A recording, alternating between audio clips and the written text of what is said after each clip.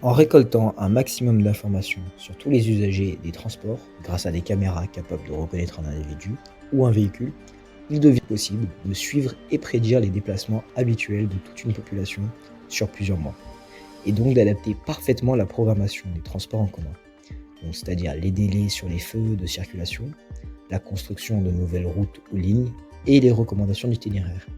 Les bus et trams arriveraient à l'arrêt parfaitement pour la majorité des gens et l'on serait redirigé avant même la création d'un quelconque bouchon. L'enjeu ici est que les personnes ne seraient donc plus seulement filmées par des caméras, mais analysées de manière automatisée par des intelligences artificielles. Cela pose de sérieux problèmes éthiques, car ce dispositif permettrait une surveillance de masse de la population et constituerait une grave intrusion dans la vie privée des individus. Le danger principal serait la récolte de ces données et leur mésutilisation par une ou plusieurs personnes qui pourraient les détourner ou les vendre. Un problème qui touche déjà une large majorité de la population et est au cœur de nombreux scandales à l'heure actuelle. La loi propose un cadre très strict à l'utilisation d'instruments de vidéosurveillance sur la voie publique. Il est néanmoins autorisé de filmer la voie publique de manière automatique à l'aide de caméras sur accord de la préfecture et de la commune. Les données récoltées sont obligatoirement supprimées au bout d'un mois et chacun peut s'en assurer auprès des autorités compétentes en cas de doute.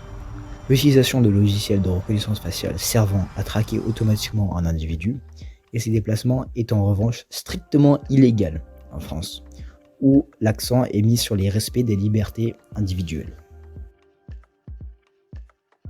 Dans une moindre mesure, l'intelligence artificielle est déjà utilisée et mise en place dans certaines régions, comme dans le département de la Sarthe, où depuis 2015, de nombreux feux de circulation sont équipés de caméras détectant l'arrivée d'une voiture et adaptant les feux tricolores en conséquence. Contrairement au projet présenté plus tôt, ce système ne se base pas sur la reconnaissance des véhicules, mais sur leur détection uniquement, ce qui n'en fait pas une violation de la vie privée. Depuis peu, dans certains parkings ou péages, existe notamment une technologie prenant en photo la plaque d'immatriculation des véhicules entrants pour calculer automatiquement les frais à la sortie. Il y a également de nombreuses innovations que l'on pourra encore faire dans le cadre de la loi.